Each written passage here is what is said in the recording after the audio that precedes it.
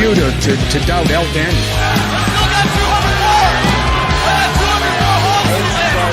This is Robbie Eagles. This is the loosest in Australian wrestling, Adam Brooks. Hi, this is Mimic. This is 5 times the world's heavyweight champion, the Scrap Daddy himself, Scrap Iron Adam Pierce. This is Brian Alvarez, and you are listening to Wrestle Radio Australia. Welcome to the show, folks. My name is Josh Armour, and thanks very much for downloading Wrestle Radio Australia. This is our first episode. Oh, yeah! G'day, this is Big Brody Marshall. This is Brian Alvarez. This is Dean Brady of the Millennials. This is Jurassic Punk Sid Parker. How many of you guys have heard the term kayfabe? Hello, doggers. This is Jay Hunter from OSW Review. This is Matt Grim Basso. This is the loosest in Australian wrestling, Adam Brooks. This is Scrap Iron Adam Pierce, and you are locked in to Wrestle Radio Australia. I in the game, I'm champion, I'm Triple H. Undertaker, I'm your maker, bury the brother like Kane. Ooh, 1-3, hit the tombstone, hit the choke slam on face. Ooh, yeah, like a macho heel, tell like I'm Tommaso. If you sour like tomatoes, I'ma keep a couple models. Ooh, and you may call me HBK. When I'm tuning up the vein, you best be getting in my way. Ooh, yeah, I'm degenerate, I love it, yes, I love it. If you wait down with that, then I got 2 words for you, suck it. Too sweet, put your fangs up. Too sweet, holding up the cup. Let's be busy, 23, got me feeling way too sweet. I was trying to make chicken salad out of chicken shit, and it was just awful. I've turned chicken salad into chicken shit. I will continue to do so. Here I was, blaming AEW for feeding you chicken shit, knowing you mindless millennials would be eating it up as if it were chicken salad, when it's really been your fault all along. Make chicken salad out of chicken shit. People is as people does, that's all there is to it. But a square peg in a round hole just never seems to fit. This is Bianca Belair. Hey, this is Kevin Owens. Hey, it's Seth freaking Rollins. It is the man, Becky Lynch. It's Rhea Ripley here, and you're listening to Wrestle Radio Australia. Hello and welcome to Making Chicken Salad, the Wrestle Radio Australia show where we talk about everything going on around the world of wrestling. My name is Lachlan Albert, and I am joined by the man who stands at the endgame, Todd Eastman. Todd, how you doing, mate? I'm hot and bothered, but I'm okay. Thank you for asking. I'm with you there. And I'm also joined by a man who's been through 3 stages of hell. It's Jeff Setti. Jeff, it's good to see you, mate. That's quite true, because I moved house last weekend, and we all know there's about 8 stages that come to that. And I am bothered and hot, as opposed to being hot and bothered. How are you, Lachlan? I'm here. It's that time of year where everything's very busy. So, you know, getting through it all. And on top of that, there's a bunch of wrestling to watch. Have you boys noticed this? It's like it's non-stop. Yep. Yeah. It's like at the end of the year, everyone's sort of putting in their last shows. Yeah, crazy that. So not only have we got EPW Reawakening 23 this Saturday that we're looking forward to, which we've got plenty to talk about here on the show, we've also had the opportunity, now that it is live on Stream Horizon, to check out MCW Endgame 2024, one of the biggest shows of the year. If you've seen Endgame, or if you want to be part of the conversation, the first thing you got to do is get right here to twitch.tv/Wrestle Radio Australia. Be part of the conversation, be part of the chat, like Tim Wilkes is, so that you can have this conversation with us. We're here every Thursday night, 7:30 p.m. Australian Eastern Standard Time, 8:30 p.m. Australian Daylight Savings Time. So come get into the conversation. But we've got Endgame results to talk about. So let's kick it off from the first match, shall we? MCW Inter-Commonwealth title, #1 contendership, Battle Royale. This had names like Ant Cather, Clyde Kane, Funtime Phil, Jimmy Castle, Johnny Jets, JXT, Kobe Reed, Ryan Rapid, Lucas Fantasia, Magnus Colbeck, Owen Stedman, and Zed Nitrox, with Ryan Rapid managing to take out that #1 contendership, as someone may have predicted on this show earlier. Jeff, were you in the building for this show? Is that correct? Yes, I was. And so was my good friend Jugs Bunny. Jugs, we didn't get a hug and a picture because I was a little busy, so I apologise. Next year, we'll definitely set that up. Look, I really, really enjoyed this as an opener. It was fast. It was furious. I would have liked maybe another minute or two, but Rapid sold it like he'd won freaking lotto. He was so happy, and it's refreshing to see that because it makes you go on the ride with him. He was also quite a popular choice. Of note, obviously the crowd knew Phil, Fantasia, Kava, JXT, and Rapid. There's about seven. Oh, and Fantasia, of course, as I mentioned. But there's about 7 people there that they didn't know. So I think part of the pop was because it was, yay, it's someone we recognize. But of course, it was always going to be. But yeah, Rapid was a very popular choice. Well, I know that the physicals, Jimmy Castle and Johnny Jets, had done like the dark match on the MCW before. Yeah. So that was sort of familiar. And I think I've got a feeling that you're going to see those guys around MCW a lot more next year. Yeah, I think they'll be in the main. Are on the physicals at the moment. Yeah, they got a big reaction, a good reaction from the crowd, and I know that that's something that MCW notice and will try and run with. I think I got a feeling.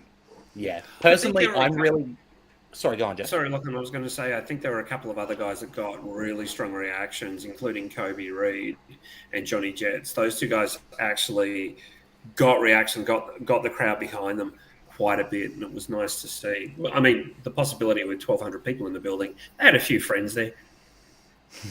Maybe 1 or 2. I'm really happy with Ryan Rapid as the choice to win this match. You know, he's someone that we talked about when he came in with Moretti and was doing that gimmick. We said Rapid's someone who, you know, you can just put straight into the picture, and he absolutely fits. So seeing him get this opportunity here, I think is wonderful. Todd, what do you think about Ryan Rapid as the #1 contender for the Intercommonwealth title? Yeah, I think it was the right choice, but it was also a good showcase for Ant Caver as well. It's probably the best I've seen him look at MCW. Like, we've seen him on the Mayhem shows, and of course he's really well established on those shows. He's never really gone that extra step in MCW, in my opinion, but it felt like in this match, in this environment, he really sort of stood out and was able to establish himself a bit further. I think the thing with Kava is he plays better to a bigger crowd as a face. There's something very strange about it. He works well as a face on the Renegade show, and he worked really well as a leaning face here. But yeah, it was good. Matty Huss in the chat says, look out for the physicals and Owen Stedman in 2025. Ones to watch. Yeah, I'm a big physicals fan. I'm a big physicals fan. I really do like him. And I know that Brooksy has big raps on Owen Stedman. So that's a big name to have in your corner, right? So moving on from the Battle Royal, the first one-on-one match of MCW Endgame 2024 with a couple of guys who, look, just some of the top names in the country, as a lot of this card is. The Sacrament, Edward Dusk managing to defeat Ricky South in his signature match. Todd, what did you think of this iteration of the Sacrament? I'll be honest, I was shocked it was so early in the show. And like, you understand why later on, but like when it came up, I was like, it's now time for the Sacrament. I'm like, what, second match? What are they doing? But then, like, played out and made sense. There's a reason for it. Yep. Yeah. Like, considering they only really had 7 minutes, they packed a lot of stuff into that 7 minutes. And it's one of those things where you would think something like the Sacrament is a end of angle sort of match to have, where they've left enough on the table that this can just be, that was just like an amuse-bouche, like just a taster for what's going to happen for the rest of rest of what's going on with South and Dusk eventually chasing. Absolutely. Jeff? Look out for Todd's tag team, the Amuse Bouge, coming out next year. Don't hate me because I have a vocabulary. Like a what? Anyway, I know what an Amuse Bouche is, let's be honest. I really enjoyed this. I think they had really nice chemistry and they didn't go straight to weapons. I really enjoyed that they let it build a bit and they let the fight develop. Really nice work from both guys. And as Todd says, it's simply an entree or an hors d'oeuvre, if you will, before the main course to come, considering what happened later on in the show. Yeah, absolutely. It's also like, because we've talked about Dusky when making the turn to babyface, and it's sort of been a little bit, you weren't quite sure with it, but on this match, it was very well. He was the babyface when he came out in this one. He was very much the favorite of the fans, which is good to see. It's good that they're finally, like, the fans have finally sort of like taken that extra step now. So like, okay, he is one of ours. Yeah. Well, it's about embracing him, and it's about that logic. Because when he first turned face, he just turned face. The crowd weren't ready. But now they are, because they've spent months just developing the face stuff. Yeah. And you can see Tim Wilkes in the chat saying they showed us that the Sacrament gimmick isn't just a weapons match. And that's absolutely right. And I really like the choice they made with the booking, which we'll talk more about as this goes through, to have Edward Dusk come out on top in the Sacrament while Ricky South also has his energy elsewhere, so Dusk can claim that win over South, and we'll talk more about what that means later. But with regards to long-term storytelling, it doesn't come much more important than the next match, Lucky O'Leary and Jarvis, with the winner joining the Icons, and Lucky O'Leary managing to come out on top here, officially becoming an icon over the top of Jarvis. Now, Jeff, you've talked a lot during this story about what it's looking like to see this Jarvis versus the Icons face turn. How do you think this is tracking with Lucky joining the Icons? Well, I mean, obviously at the end of the match, it happened. I mean, Jarvis turned face. The crowd embraced him immediately. The crowd were chanting for him. Robbie got in his face and Jarvis kicked him in the head. The pop was quite considerable. This match was actually, again, they packed a lot into it. That's something we're going to be saying a lot about this show. They packed a lot in this match, and for two of the younger guys from MCW, you look at this and think and know that the future is bright. I thought that this was a very a well-timed match. It hit all of its notes, and then the turn at the end was expected and was cheered for rather vociferously. I would have done what Todd suggested, though. I would have had Robbie as the special guest referee. Yeah, that's my only. And I've talked about this with like the MCW booking team, and we've like kind of agreed to disagree on it, because I would have had either him as the special guest referee, or I would have had him at least affect the finish. Like, he didn't really affect the finish at all. He just came out and bragged that he didn't make it in, and that's like, it was pretty much what I would have. Ideally, I would have had like Robbie be the first one to strike Jarvis in some way, shape, or form, like a slap or like you're not good enough, mate. I told you that.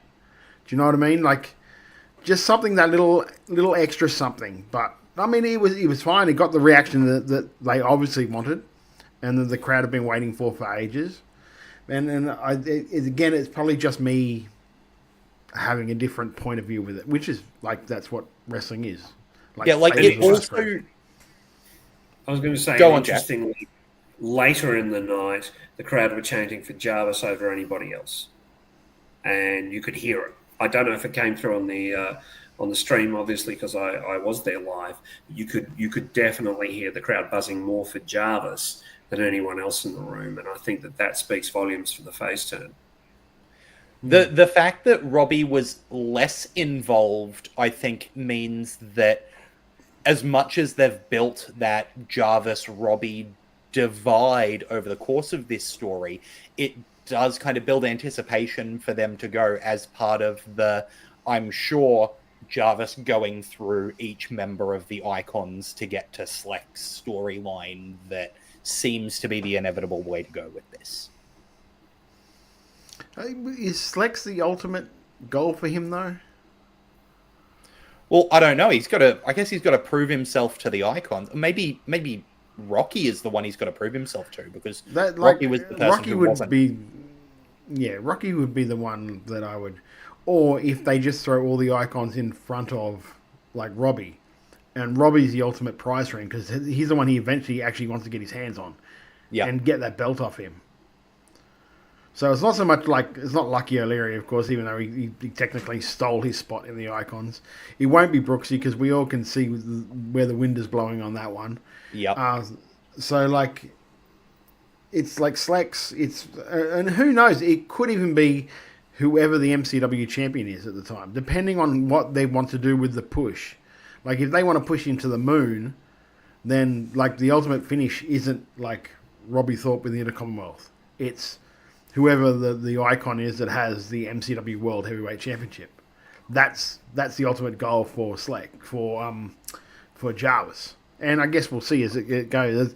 It bodes well for 2025 that they've set something out already now that will start off at Anniversary. Yeah, they've set a few things up, which is quite wonderful. Yeah, well, look, let's jump right into that side of things then. Robbie Thorpe with Lucky O'Leary managing to defend his Intercommonwealth title in a triple threat against Mitch Waterman and Tommy Knight. Jeff, how was this one in the building? Really good. The crowd reacted to this match beautifully. Tommy Knight worked slight heel, not complete baby face, just doing a few heel things to Mitch. Mitch is so good at getting sympathy because he's on the smaller side, like in terms of body shape. But geez, he's talented. He's come back looking so good after, being away in England. We have said that several times this year.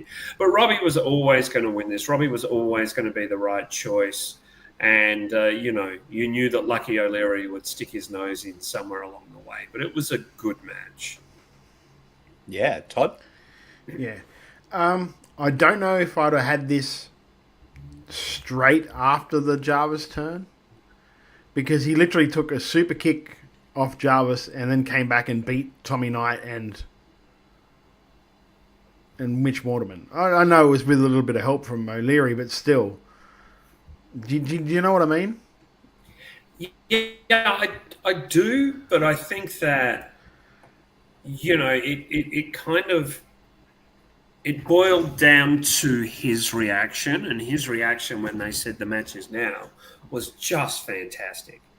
And I think that got a pop. It also goes to show you that Robbie will do anything to keep that belt. And I think it was kind of nice. Plus, he spent part of the 8 minutes 50 outside the ring. Like, there was a fair chunk of that match that was just Mitch and Tommy.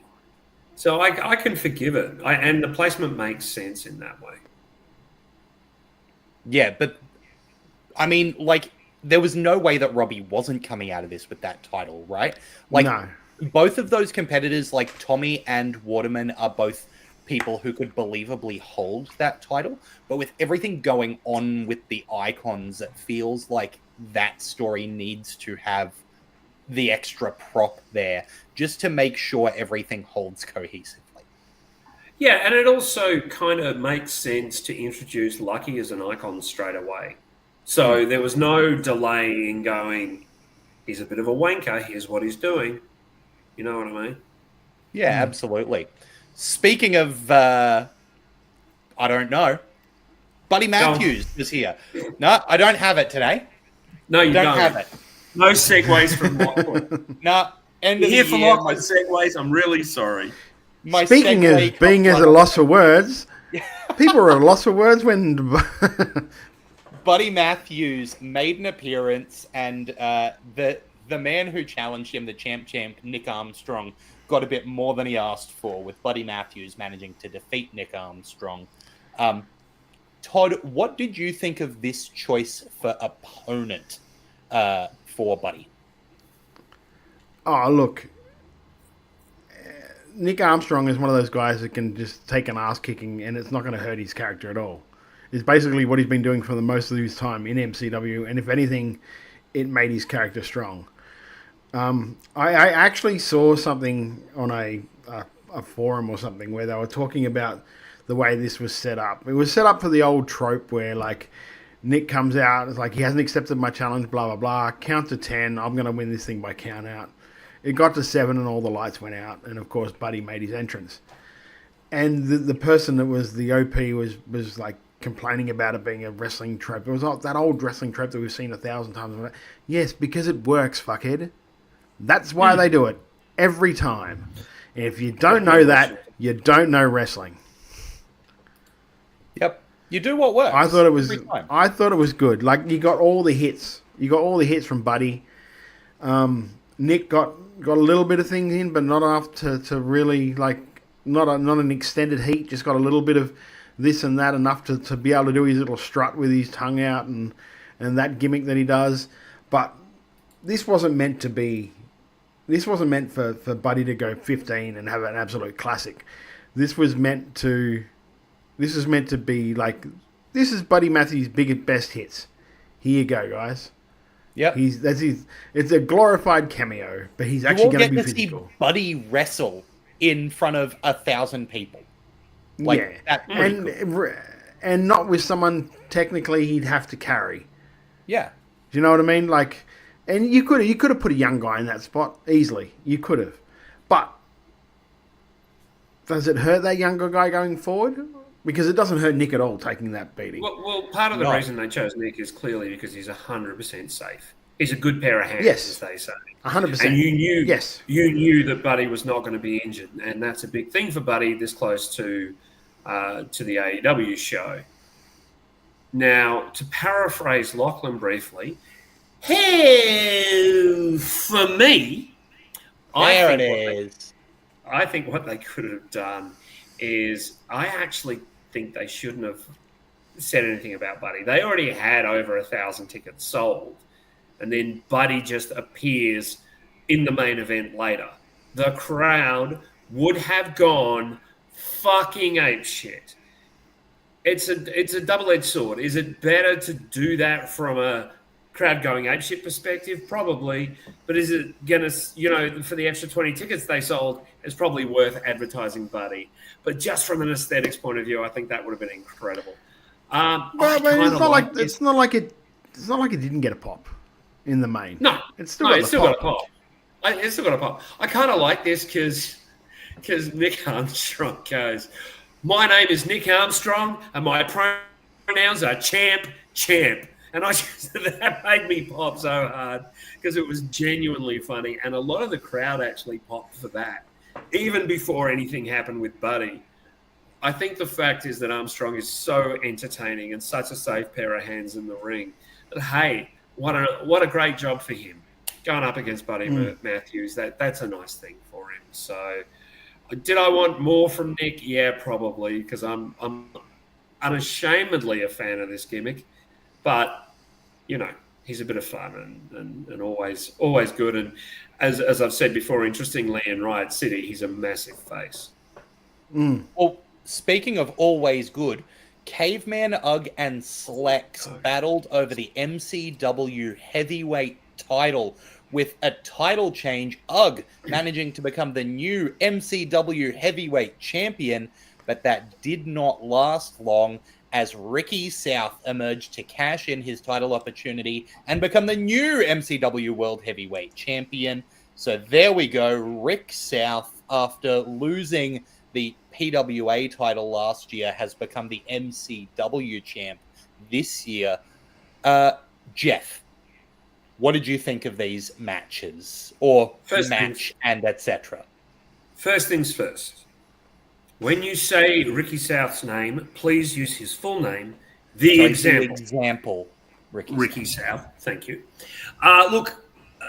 I thought this was great. It's unfortunate that it's a very similar angle from the one at Renegades just a couple of weeks before.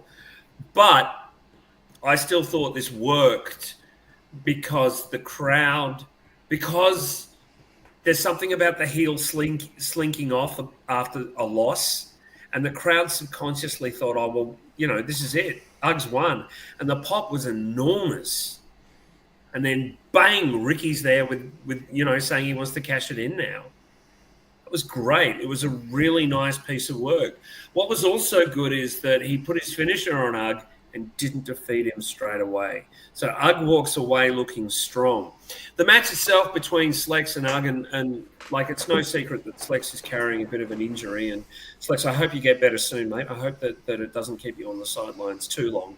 But please rest up and repair that injury. This was a really, really nice piece of work. It had good flow. It was a good match. You're never going to get a bad match between two professionals like Ugg and Slex. And this just spoke volumes on how good they really are. And then, you know, to have Ricky run out and do it was just a nice topper. And again, that's another example of planning for next year. Keeps the belt within the icons, kind of. Yeah, and if you look storyline-wise, so you've got Ricky's got the title, Ugg's got a claim to a rematch, Slex has a claim to a rematch, Dusk just beat South, and then meanwhile you've got Jarvis looking in on the icons from the outside, so there's that threat there. Like, there's a lot going on here in terms of what it brings to the heavyweight championship storyline in the future. Todd, what did you think of it? Well, for starters, like, Slex is in such good shape, it almost looks painful.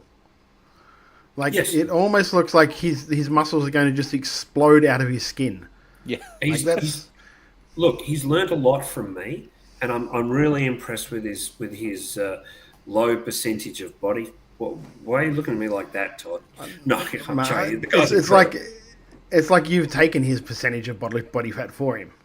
Yes, I am. And I'm not incredibly overweight, as you both know. No. But he's probably working at, 0.1% body fat at the moment. He is extraordinarily shredded. Unbelievable. And, like, I think he's, a week out of hospital? Yeah. And put on that match? That's ridiculous. That was a really, really good match. And I mean, they get the break now till like February, I think it is, or when's the anniversary show? Early March. There you go. So he gets a good break now, because I think he really only works like Slam and MCW. So they're the only real two places he works. So he gets a decent break now, and those two put on a really good 8.5 minute title match, where like, I knew the finish, but even though I knew the finish, when I watched the match, I was like, oh shit! You know, it caught me. It's almost like I'd forgotten what had happened, because they had me just invested in the match, which is always good to see. Ricky, like, Slex really endorsing Ricky afterwards is something that needed to happen. So the MCW crowd will really buy Ricky. Like, you could tell Slex was trying to transfer his heat over onto Ricky. Mm-hmm. Do you know what I mean? By giving him the handshake, making sure it was just like, yes, we're very happy he's got that. It's still with the crowd. It's still with the group now. And that's all that really matters. As long as it's with the icons, that's all that matters. So they did really well with that, because there could have been, coming out of that, there could have been questions, well, is Slex going to turn now? Because ultimately Slex will want his title back and blah, blah, blah. But they went out of their way to make sure Slex was like, no, this is the guy now. This is our guy. So I thought that was really good, really smart planning by them. Yeah, and I mean, like, Ricky South is the guy to have as the guy, right? Like, he's bloody excellent. Yeah. I think that, interestingly enough, they're at the point where if Slex disappears till Ballroom Brawl, whenever they have it scheduled next year, it's normally about June, July. That's that's going to be an interesting step. because he can almost go away. He can afford to go away for a while, recover, only from a medical standpoint, not from a visual standpoint. If he goes away for a few months and recovers that hand and really gets into shape and gets rid of the issue that's plaguing him and been it's like we've been doing so for a few years. This isn't a new issue. Yeah, but we don't actually know what's wrong with the hand. Like, maybe it is okay.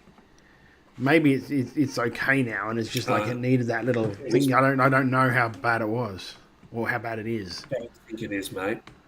I don't think it is. Like, I've heard that it's actually not great. So, okay. But look, incredible that, we were able to see people in the shape they were in. But speaking of people in shape, the Universal Swolger Mikey Broderick teaming up with Scott Green and the Tuck Man, the Dropouts, to take on the Midnight Three, Carlo Cannon, Emin Asmant, and Zhan Wen. But were not successful. The Midnight Three managing to take this one out. Jeff, what did you think of this reasonably short match with the Midnight Three getting the win? Look, it was good. Everyone did their spots. Mikey Broderick, the Dropouts are so over. Like, using Harvey Danger as their theme song, it's just such a great idea. And the entire crowd lifts and starts doing it. You don't need to know the words, but it was very, very short. I was standing near Nick Galea, and I agree with his comments. 6-man was way too short. Crowd liked it. And what was there, he enjoyed. But I felt there was a whole section of the match was missing. I agree with you, Nick. It was a blink and you miss it match. But I think that this match and the next match were the ones that were affected most by the fact that there was an issue with the ring before the show started, and it took a few minutes, and a couple of matches had to play catch up. And I think it was this and the next one. You know what, though? I don't know if that's the case. Because, like, there are 9 segments in this show. So not everyone can get 10 minutes. Not everyone can get 8 minutes. Like, some dudes are just going to have to go 3. I'm sorry, you wanted to get on the show? This is all we have time for. You don't want like an AEW like 5-hour pay-per-view. You just don't. You've got a main event that runs half an hour. Yeah. Sure. Like, I still think that time was eaten from this and the next match, but that's just my opinion. Yeah. Not a criticism. No. I wasn't a huge fan of like the whole like popping a drink and then hitting your finish and then taking a drink on from the heel doing that to the guys who that's their gimmick. Do you know what I mean? Their gimmick is like having a beer and all that sort of gear. And then they went and did it. It almost felt like they were trying to be the baby faces. Where like their job is to kind of like be anti that and get over his heels, like being like stopping Tuckman from having a beer. And you know, I get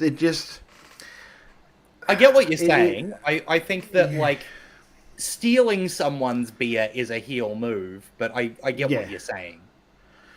Yeah, it just I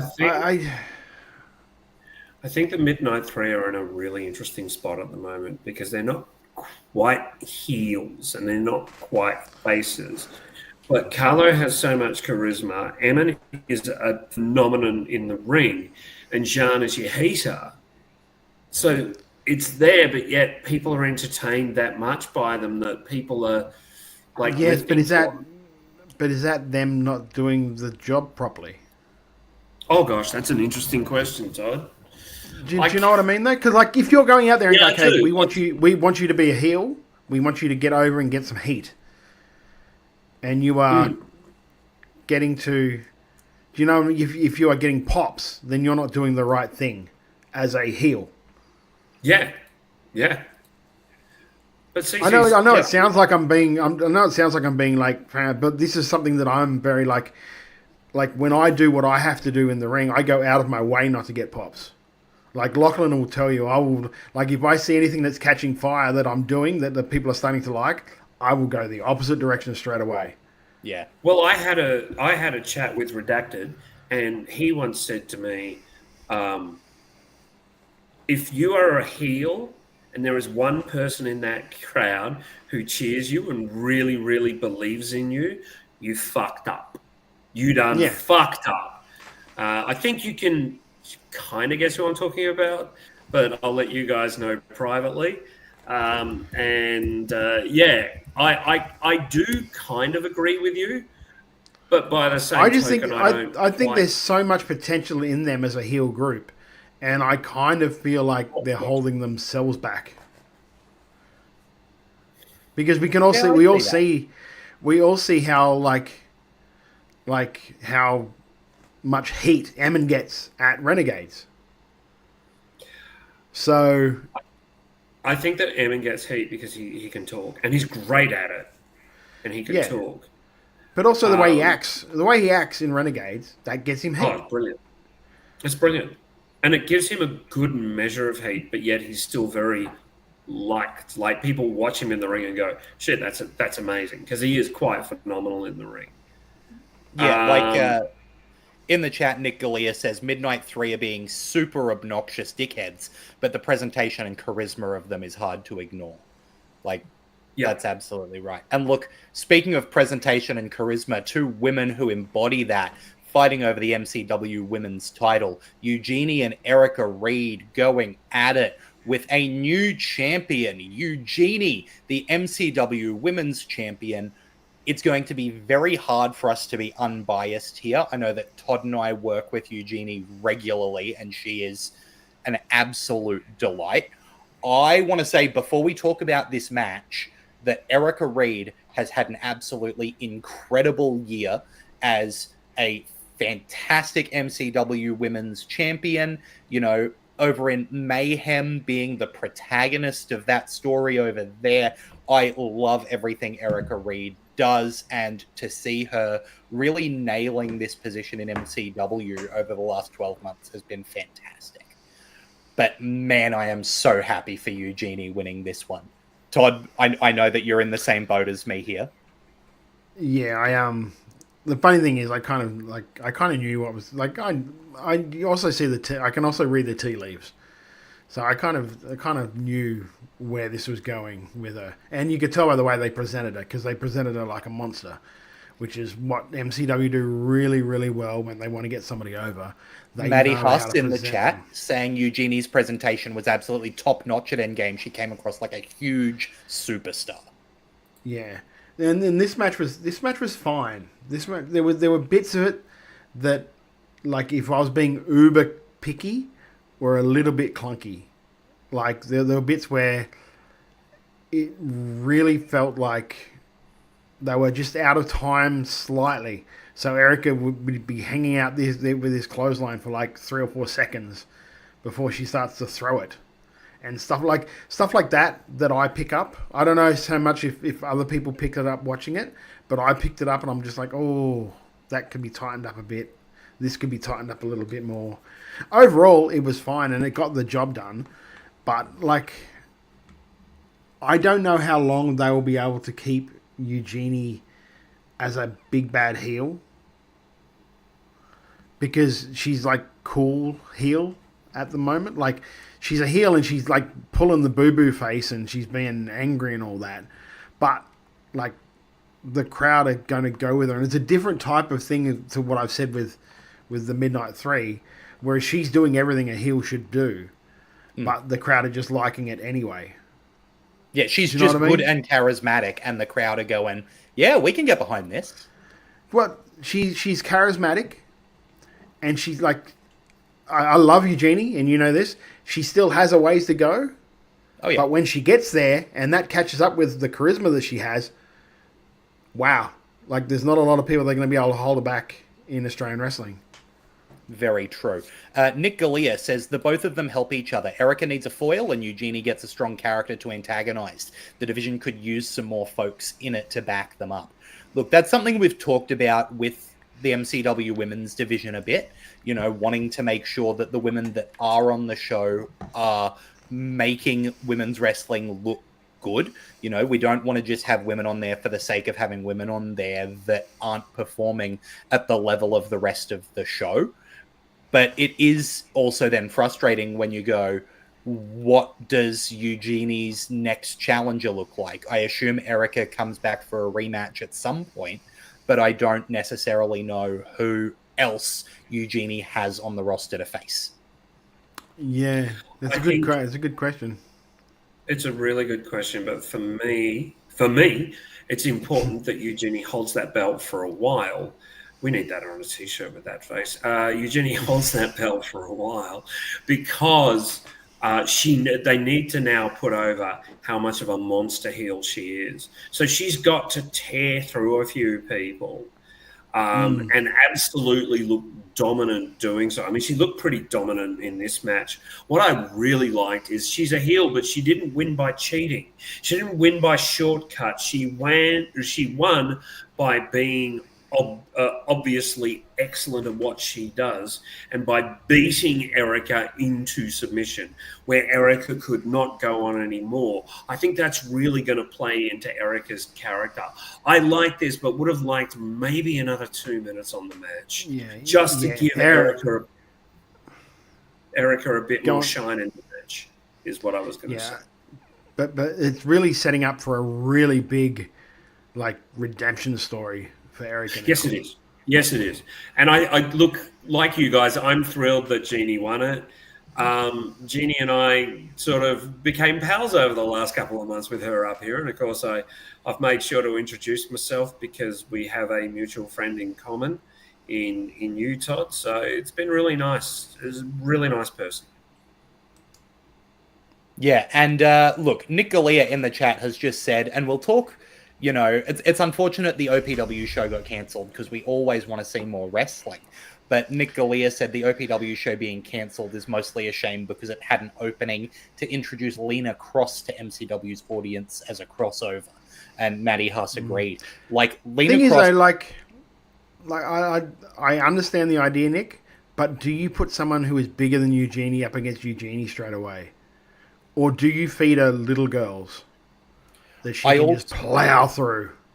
I also don't necessarily know that Lena Cross is going to be consistently at MCW enough to, put her in those big spots straight away, just because she's got a title to defend in Japan. She's out all over the world. She's getting booked on big shows left, right, and center. I love Lena's work. She is incredible. And the result of that is that it can be hard to get consistency with her in bookings. Lachlan, you're like a wrestling encyclopedia. Here we go. Who did Jeannie work at World Series? Was it Lena? I don't think it was Lena. It might have been Lena. Yes, it was.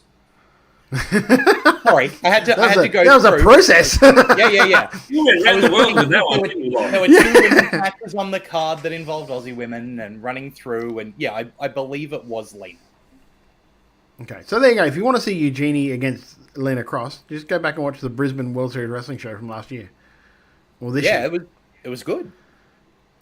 Obviously, I love everything that both of those women do, so it's hard. Alex Fireheart says, I recall it being Lena. Yeah. And Andy Fazaria says, I think an issue they have in Melbourne is that all the really strong, recognizable characters that you can bring in for a one-shot are all heels. Yeah, that's very true. Even that end in Sydney as well. A lot of the... Unless you go, bring up Jess to work her. But then, Jess... I don't think Jess should be the person that you constantly put in every time someone wins a belt to come and establish that person as the champion. Yeah, but Jess hasn't been in MCW for about 18 months, so I don't think that's a terrible idea. I think, Tali or Katie Lux would be good in that role, so would Rochelle Rogue. I mean, there's 3 names you can have that are around Melbourne. Yeah, there's girls in Renegades too. There's a couple of girls in Renegades, I believe. That's who is in Renegades. Yeah. Okay, there you go. We can have those girls come in. There's a few others that are around the Renegade scene. But I think that Eugenie needs to just plow down 2 or 3 different challenges before Erica comes back for her. Yeah, maybe there's something where Erica comes in to rescue somebody during a beating, and Eugenie basically scares her off. Like Get she Mickey keeps Fortune replaying to that come bleeding. over And as someone little that she can beat the tar out of. That's a fiery baby face. And Mickey Fortune will look great in that role. Yeah. And Rita Stone, as Nick says here, or as MCW seems to be a line, hell would slam. Nick thinks Rita Stone would kill it in Melbourne if the opportunity ever comes. I agree completely. I agree. Yep, absolutely. 100%. And Matty Huss says Cherry was in earlier this year as a bridge for Delta to Erica in the triple threat. But I also don't know if Cherry is working at the moment. No, Cherry's retired. Yeah, so there you go. So anyway, look, let's talk about this massive main event. 3 Stages of Hell MCW Tag Team Title match. The Icons, Adam Brooks and Rocky Monero coming in as champions. The Pareja, Eli Theseus, Gabriel Eros coming in as the challengers. And with a victory 2 points to 1, your new MCW Tag Team Champions, the Pareja. What was this like in the building, Jeff? It was a lot of fun. I happen to agree with Nick. It was probably about 3 minutes too long. Probably could have been trimmed just a touch. Rocky going through the table for the second fall, just being pushed through off the turnbuckle, was hilarious. Like, the crowd really loved and really reacted. It was a smart spot to do. That was a brilliant bit of booking. That was a brilliant bit of booking, considering he'd set it up a good 5-10 minutes before it happened. So it was just sitting there. And, like, the crowd had forgotten it was there. Yeah, it was really good because I was standing there and I was like, why have the heels go over in the first fall? You have the faces go over and then the heels cheat. Oh, that's clever. It's literally that long. I was the same. I was one of those ones where, like, I'm watching the main event and then the first fall happened. I went, oh, okay. And then the bell literally rings and one of the boys pushed Rocky off through that table. I'm like, oh, yes. Yeah. Oh, yes. One of those. They got golf claps from me. I don't know how much they showed afterwards, but there was a long celebration with the Pareja and Buddy Matthews that went on way too long, and I think that affects people's remembrance of the match. It was on nice. The stream version, you don't get any of that at all.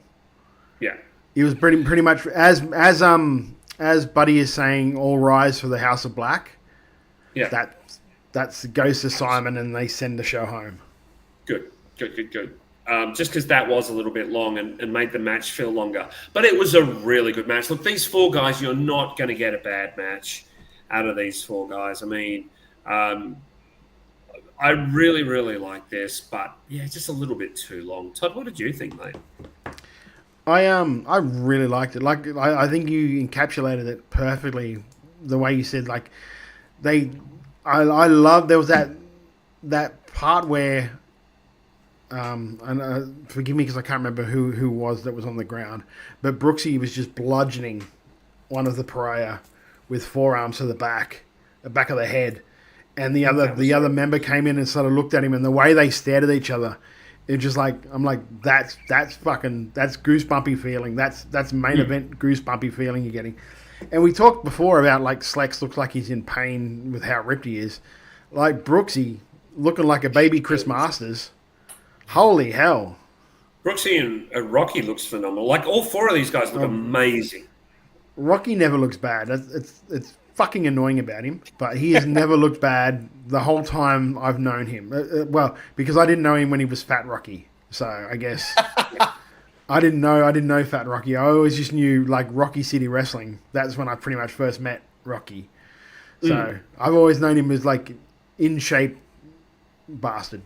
Cut to shred. Yeah, it was a really good match. It was, and, like, using Buddy where they did, I thought was good as well. Like, because it was like they're about to put the nail in the coffin of the Pareja and all the lights go out, and then when it came out, just the way his placement was perfect in front of Brooksy and stalled Brooksy off. I also love the fact that they called, like, when Rocky called the rest of the Icons in, Brooksy was like, we don't need these guys. What are you doing? We don't need them. Like, just that little extra, which is going to play more going into next year. It's Yeah, they sowed some seeds, and they also like closed a chapter, which is good. What I also liked was that I really liked that the crowd were yelling for Jarvis. So before the lights went out, as the ending was about to happen, the crowd was started to buzz for Jarvis, and then the lights went out and the crowd yelled for Jarvis. The reason I like that, it's a shame that they didn't get him, but that's fine. Like Buddy, as soon as Buddy appeared, the crowd went nuts anyway. But what I really liked about that is the A, the face turn works, and B, they're yelling for a hometown guy. Yeah, I'm glad that they didn't get him. Hold him off. Build that anticipation. Yeah. So when he shows up. Yeah. Yeah. I think by and large I am as well. So there is a lot and you know, there's arguments to be made of could a couple of minutes have been trimmed, but there's no argument to be made that this was a main event quality match, right? This was big and bombastic, and if you want to see where all those planted seeds bloom, the place to do it is MCW Anniversary, March 15th at the Thornbury Theatre. The tickets are on sale now. Go to mcwtix.com.au to get amongst that. Look, there's a lot going on in MCW, but there's also a lot going on in EPW over on the other side of the country, and we want to take some special time to talk about Reawakening 23, which is coming up this Saturday. So after this break, we are going to be talking about everything. We're doing a break now. You tell me, Todd. I'm out of it, mate. Are we going straight into it? Yeah, I don't know if you remember how this show works, because we did a bit of a format change. We did a bit of a format change last episode, and I think that's what's throwing you off. Yep. We do all the Australian stuff, then we go to a break, then we come back with the American stuff. Remember? I mean, that works for me. It's just that this EPW show is so stacked that it seems ridiculous to try and put it in the first half as well after that MCW. I mean, well, no, Todd, listen to this card, right? You've got Mikey Broderick versus Lucas Fantasia. You've got Rogan Kargas defending the EPW Coastal title against the Great George. That was fan voted for the Great George to be the challenger there, right? You've got a triple threat match for the EPW tag team titles with ATO, Julian Ward and Kaz Jordan, taking on the Pulse, Felix Young and Jared Slate, and DNT, Chris Target and Michael Morleone. We've got the final of the EPW Invitational Tournament 2024 with CJL versus Zenith. You've got the Pen with Damian Slater versus Solomon Blackwell. You've got an unsanctioned match, Tyler Jacobs' final fight against James Hartness. And then in the main event for the heavyweight title, Alex Kingston, Taylor King, and Jesse Lambert are all coming for Marcus Pitt. And that's not even counting the Go Time show beforehand that has like an 8-man match, and also Davis Storm versus Dustin Connors. Like, the size of this show is ridiculous. Yeah, but you just did it. Yeah, but I don't think we need to go to a break for it. I think you can just go through the card before we go to a break, Lachlan. That's not doing so would be good. Okay, let me run through the card then. Let's do that. Oh, God. It's Groundhog Day again. Look, on Excalibur. I think this is going to be an absolutely phenomenal show. I really do. You did skip one match, which is Tyson Reed versus Matty Romano, but that's fine. I can let it slide. Look, Radio Australia wishes to advise Tyson Reed versus Matty Romano will not be happening in EPW. Yes, I am joking, friends. I am joking. Look, this will be there's not a bad match amongst them. Obviously, Lucas Fantasia against Mikey Broderick is playing into a feud. There's so many feuds to pay off. Even in that Go show, as you mentioned, Chris Target against Dave Storm is a feud. Like, it's a burgeoning feud. There's so much. Connors. I'm so excited about Connors. Dustin Connors and Davis Storm. I apologize. And Davis has been doing some incredible promo work going into that for a while now. Yeah. I mean, we've been lucky enough this week that on the channel we've been doing like Reawakening Week, so we've been talking to people that are involved in this show. So I guess like we're really hyped going into this because all we've been doing, like myself and Lachlan this week, because Jeff has been relocating. All that Lachlan and I've been doing all week is talking to people from EPW about this show. And so, like, if you're on the channel, if you see the channel, Lachlan's already talked to Jesse Lambert. He's already talked to Hayden Zenith. On Friday morning, we'll have a discussion that I had with Tyler Jacobs, who, like, this is his last match. He is retiring. So, and if you know anything about, like, Tyler Jacobs was in EPW Awakening. Yeah. He was there before the Re. Yeah. So he's one of the OGs. He's one of those guys that, and we talk about it in the interview, he's one of those guys that with David Storm flew themselves to Adelaide for 6 weeks to learn off Cole Devani to take back to Perth and form EPW. So, like, he's been in there. He was in EPW before. He was in EPW when it was ECW.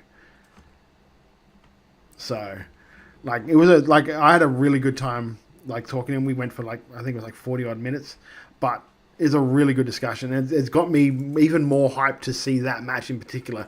The fact that match is going to be somewhere in the mid card of this show just tells you how big this show is going to be. Now I have a question for you, boys. I have a question. I think I've broken up, but I've got a question for you, fellas. Marcus Pitt, Alex Kingston, Taylor King, Jesse Lambert. Pick a winner. It's also an elimination match, I believe. Yes, that's correct. Oh, okay. That's what. Yeah. That's so, what like, Jesse everyone's was going to get pinned through this. Well, one person's not. Well, yeah. At least. Jeff, do you have a pick while I tear myself apart over this? I was saying, what are you doing? Going to sports bet? It's not going to be. It's not going to be popular, but I think Marcus Pitt's going to keep it because I think that title needs to settle down a little bit. It's had a few transitions this year, and I think Pitt's going to keep it. There's another guy who's in horrible shape. Never seen him. Oh my God, Jesus! You think just a piece of shit? Just a piece. I honestly think Broderick, absolute pieces of shit. They should really get to the gym. They should do some fitness, boys. And if you ever see me again, don't hit me, fellas. Look, I think Pitt's going to take this out, pinning Jesse in the final four by sneakiness, by some kind of maybe Amber's return. Who knows? But yeah, there's something that's going to happen that's going to keep that belt on Pitt because I think he's a great champ and he's got to keep it. Or does Jesse Lambert pin him in the first 27 seconds? Oh, that'd be beautiful. Jesse told me in his interview that was the dream, to be able to avenge that loss. Because I don't know if you... Well, Lachlan, you're probably too young to remember this at all, and I don't know if you were really watching the ECW pay-per-views that when I was watching them. But I remember when Taz lost his title it was the three-way dance. In ECW, the three-way dances were elimination matches. It was Taz against Masato Tanaka against Mike Awesome. And Taz got pinned first. And you could hear a pin drop when it happened. Because no one expected that shit to happen. So, that's possible. That's possible. Yeah. Either way, if you're in Perth, get yourself along this weekend if you don't have tickets yet. But I think they're selling like hotcakes. Do not miss. Well, I know gold is sold out for sure. There's very few silvers left. I'm going to make a pick. We will undoubtedly be looking at this early in the new year as we are announcing now. We're going ahead next year. Yeah, there were intense negotiations. Lachlan's contract demanding all kinds of shit, but we are going ahead next year. I did have to bring down my rider, unfortunately. So expect me to be grumpier on the shows. Poor Zach. I have a bit of booking idea about what I would do if I was the EPW booker, and I no way would say that I am.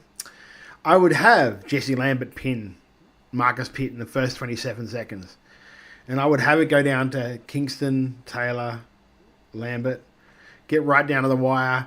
maybe King gets a sneaky pin on Kingston, and it goes down to King and Lambert, and King turns heel on Lambert and wins the title. Oh, I don't hate that. Because that little shit came in and took my title when I was injured. Yeah, that makes sense. I don't hate that.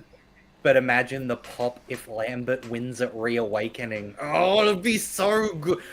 That's why you take it away from him. That's why you take it away from Jesse. him. I've got to pick. I need to pick Jesse. I can't not. Jesse's.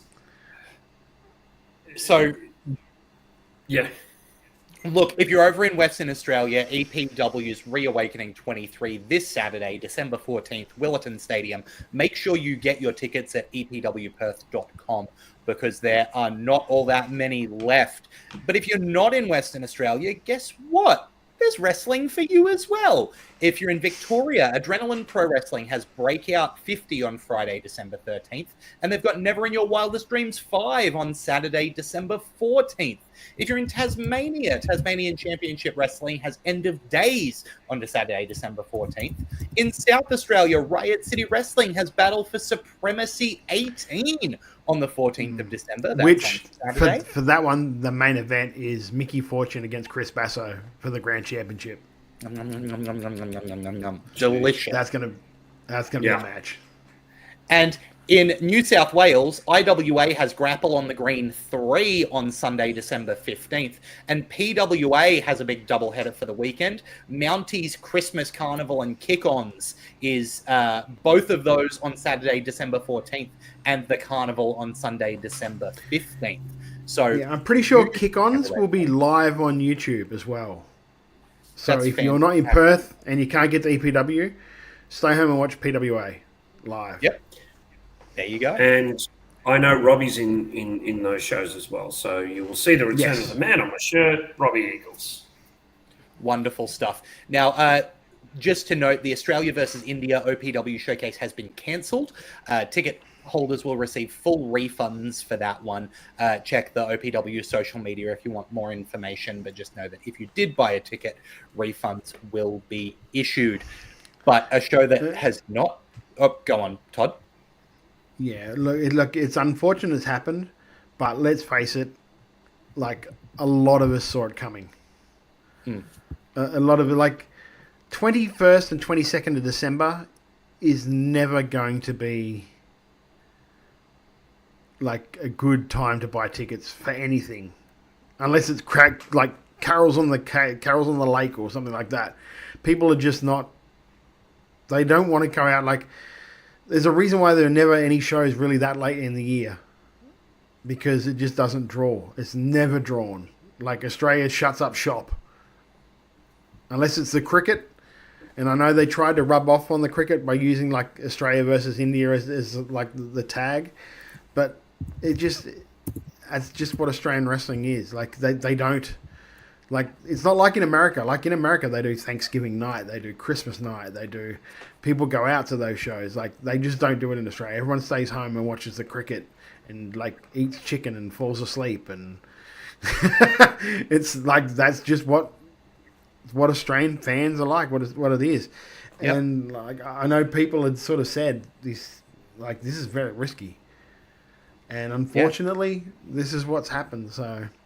Look, cancellations suck, and like venue moves suck, but I can tell you a show that has not been cancelled and has not had its venue moved, and that's the Pro Wrestling League and Renegades of Wrestling Australian Wrestling Super Show, February 14th, Eaton's Hill Hotel. Tickets are on sale through OzTix. To be clear, that is the night before AEW Grand Slam. Ringside sold out. If you're going to be in Brisbane in February, absolutely get amongst that show. Anything else that we need to say before we move on? I think we can save anything else till after the break. Yeah, we can save that other thing till after the break, mate, if you want. Fantastic. Well, because look, Australian wrestling is dominating the world. So we're going to talk about what wrestling is going on around the world, but it's going to involve talking about more Aussie wrestling. So if you love Aussie wrestling and you want to keep up with it, make sure you subscribe to Wrestle Radio Australia. It's free. You can do it on your podcatcher of choice. You can do it here at twitch.tv/Wrestle Radio Australia. And we'll be back with what's going on around the world of wrestling right after this. And if you're sticking around, we're going to play the first 5 minutes of Lachlan's interview with Jesse Lambert. So enjoy that while we go and get more beverages and that sort of stuff. And we'll be back right after this. Hello and welcome to Wrestle Radio Australia. I'm your host, Lachlan Albert, and I am joined today by one of the hottest rising stars in Australian wrestling today, the P-Plation sensation, Jesse Lambert. Jesse, how you doing, bro? I'm good. I'm very good. Very excited to be here. Thank you for having me. Oh, it's an absolute pleasure. We're huge fans of what you do here at Wrestle Radio Australia. And, you know, this week on WRA, we're all about EPW Reawakening 23, which is going to be on this weekend at Willetton Stadium. Really excited for that. Anyone who hasn't got a ticket yet, like, just pause the video, jump over to epwperth.com. You can grab your tickets there. But I want to talk because you're in the main event of that show, Jesse, going for the title that you held so dearly, the EPW Heavyweight Championship, which is now around the waist of Marcus Pitt. But you don't just have him to contend with, you're also facing off against the Radmaker Kingston and the Fremantle Alpha Taylor King. What are your thoughts going into this massive main event? Well, my first big thoughts are like the one I've said before. This is a very big fever dream year. Like it's very much been a joke being like, oh, I'll win the EPW title and then I'll go to Reawakening in the main event. Like it's always been a joke. So for it to happen now is especially at a point where I thought I'd have like a bit of a hot run, but not as hot as I thought it would be. Like, just winning the EPW title and then just losing it and then fighting for it again at Reawakening. And especially with those three, just because my first Reawakening was, I believe it was Reawakening 15. I was about like 14 years old. The main event was Marcus Pitt versus Damian Slater versus Mikey Nichols. And Marcus Pitt won the EPW title. I think that was the last time he won the EPW title was that show. And then next thing you know, I'm his next one that he wins his EPW title against. So that's a low point. But being able to be in the main event with him, that's great. Kingston was there as well. Kingston wrestled, I think, like in a 2-on-3 handicap match where he got powerbombed through the stage. And that always stuck with me as like a 14-year-old. And then Taylor King was in a battle royal. So all 9-man battle royal. Yep. So Reawakening 14 flashbacks there. Yes. That's what it was. And then, he was the King of Ping. And I always thought that was really funny. Yeah. And just, now like to be able to have wrestled all three of them, teamed with two of them, and now wrestling in the main event. It's just weird. It's a fever dream. But not only that, like I need to point out the fact that you've beaten all three of those men for the EPW heavyweight title, right? Like if you look at this past year, Evolution, you beat both Kingston and Pitt in a triple threat match. Hell or High Water, you beat Taylor King. Like that's got to put you in a confident position, right? It does in a way. I feel like the loss at Vendetta really did kind of make me take a look back at all the victories.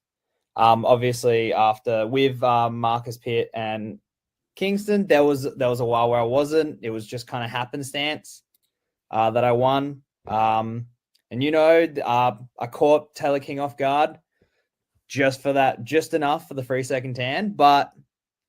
There's still that little bit of a question mark. So I feel like if I have to prove myself the most I can, it's elimination. I've got to beat all three of them clean. The main one I feel like I need to prove myself the most with is Marcus Pitt, though, because he did get his win against me in 27 seconds. It was, I've got it counted, 27 seconds.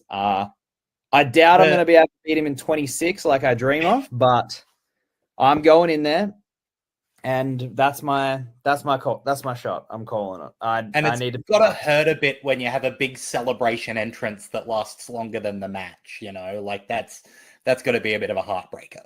Yeah, especially that marching band was like about $400, and my main event payday did not cover that at all. So, shocking. And Kick off your AEW Grand Slam weekend the right way with an unforgettable night of wrestling action at the iconic Eden's Hill Hotel in Brisbane on Friday, February the 14th, as Pro Wrestling League and Renegades of Wrestling present the Australian Wrestling Super Show. With an open door policy, expect the unexpected. You never know who might appear to shake things up. Whether you're a long-time fan or new to the Australian wrestling scene, this is the perfect way to start your weekend off with a bang. Get your tickets now from oztix.com.au and don't miss this incredible night of Australian wrestling action.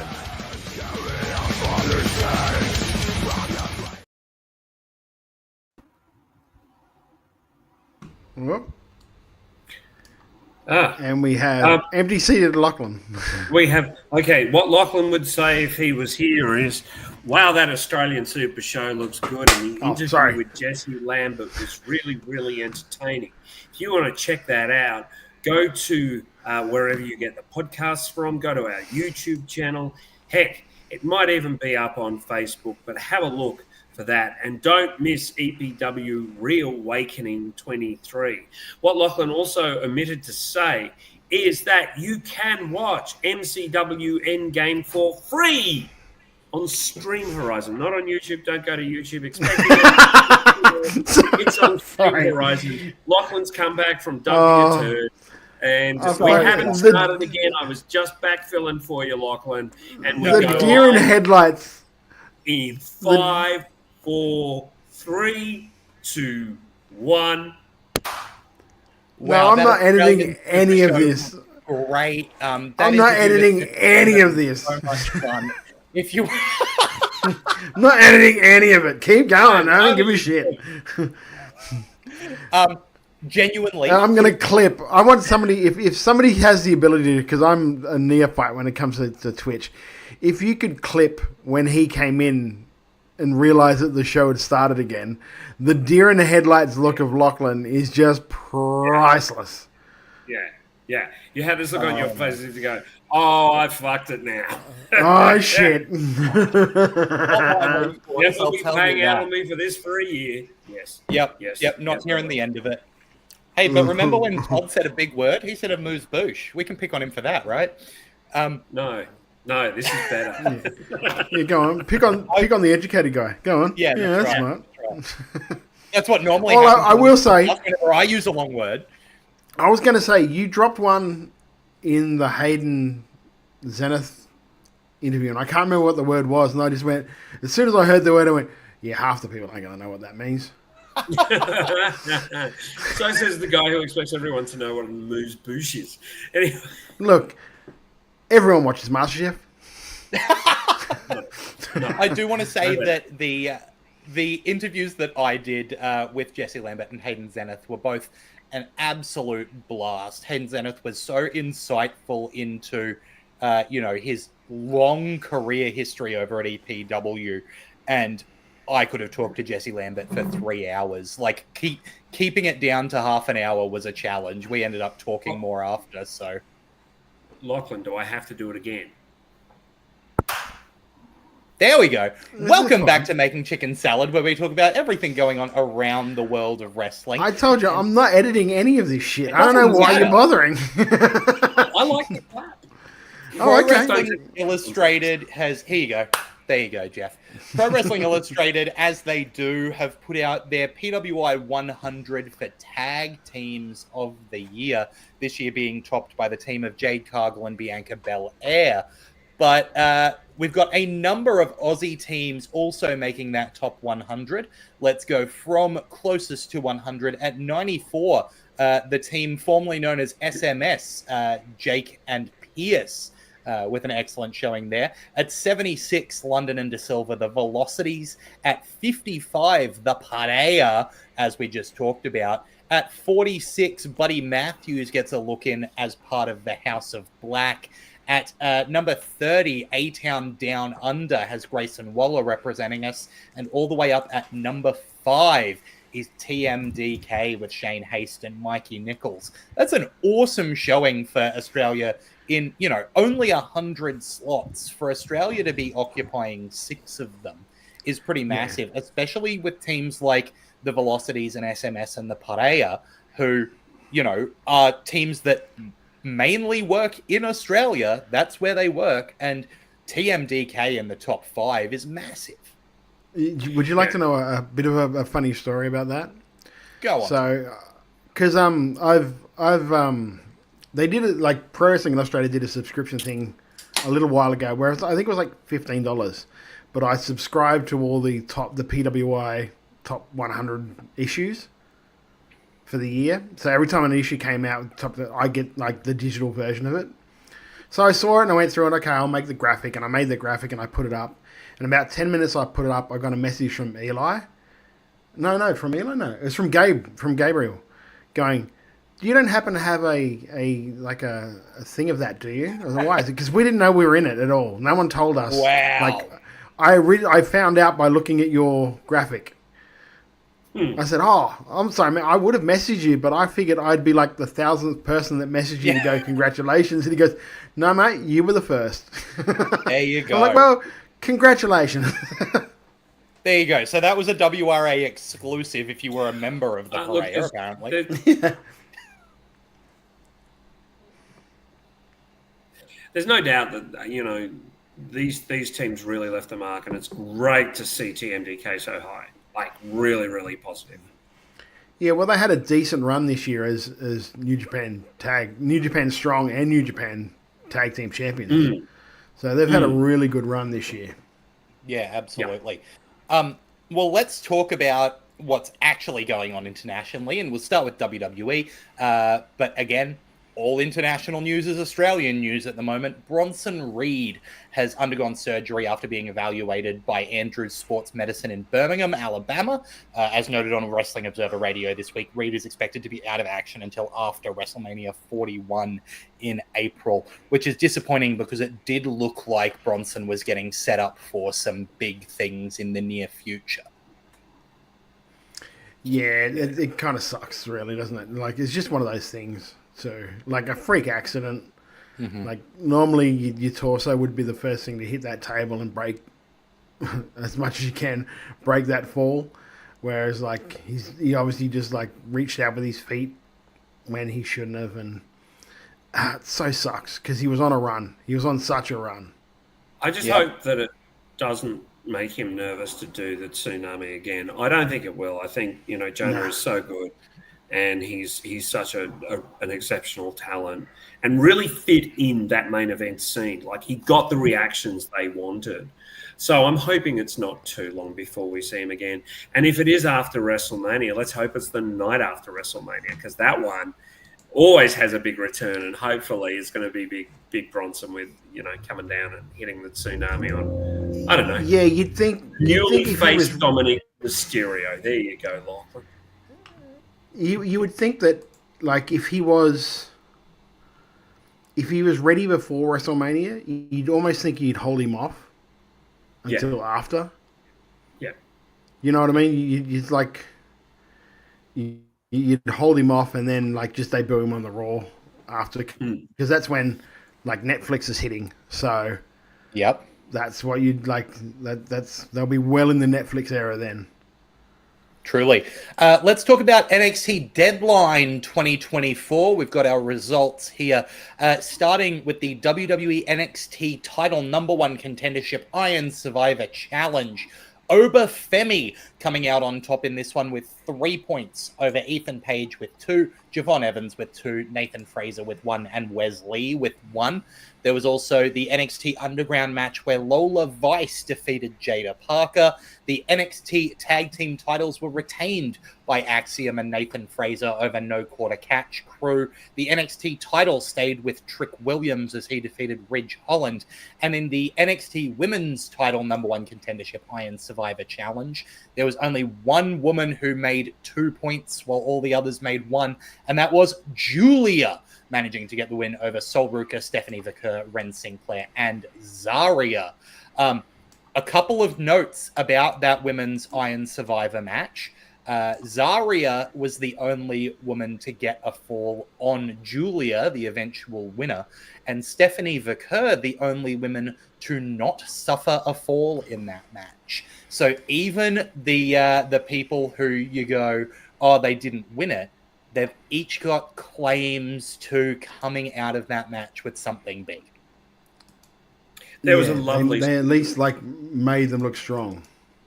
And there was a lovely sequence where literally Zarya wrecked everybody. She just ran through the entire field. They're booking her so strong. Look, I thought this was a great show. Obafemi is a deserved winner and number one contender now for Trick's title. Wouldn't be surprised if he takes it at this point. I think it's time for Trick to move on, and Obafemi is going to have a nice long run with that title before he moves up as well. No, perfectly happy. I will say, did you see NXT this week, Jeff? Because I know you're an avid watcher of NXT. My internet is down, so I'm watching things off hotspot when I can and stuff. So have you seen anything that's happened? A few results, a few bits and pieces here and there. Well, you know how our old mate got taken out? I can't remember what his name is off the top of my head. He got taken out of that. Yeah, Matt, Eddie Thorpe. Yeah, and have you seen the storyline with that? Yeah, very clever. Have you seen that? I don't know if you've seen it at all, Lachlan, have you? I haven't seen it. Let me know what happened. Okay. So he got taken out. He got taken out before the Iron Survivor match. So he got replaced by Obafemi. So going into this thing, like in NXT this week, it was just like, well, was it Obafemi who attacked him? What's the thing? And he sort of he went into the promo with Trick and Obafemi and sort of was just like, I didn't get a shot. I didn't even get a chance to shot because someone took me out, blah, blah, blah. And sort of blamed Obafemi for it and yada, yada, yada. And Trick basically said, okay, then, you want a title match? Go and see Ava and set it up. I'll give you a title match. So he goes and I can't remember if this was on the show or it was. It was at the end of the show. It was on the show. I know that. Yeah. He's in a meeting with Ava, and Ava gives him the contract, and he signs it. And as he's signing the contract, she says, just so you know, we are still chasing down, we're going to find out who attacked you. And he just goes, oh, I know who did it. And he said, what do you mean? He goes, well, I did it. I did it. Now I didn't have to go through that match to get a title match. So that's so good. Yeah, that's amazing. So good. And it's just like, I know, like last week we were slightly critical of the number of backstage attacks, but if that's going to be the payoff, have at it, I say. Yeah, when you're doing stuff like that, that's cool. Like when you're doing stuff that isn't done, that hasn't been done. I don't remember hearing of that being done before. No.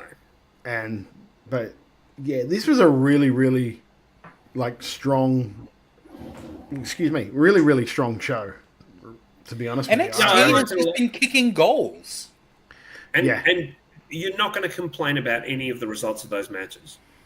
Apparently this week they're kind of hinting at a bit of a uniting between Sol Ruka and Zarya, which I find very, very interesting.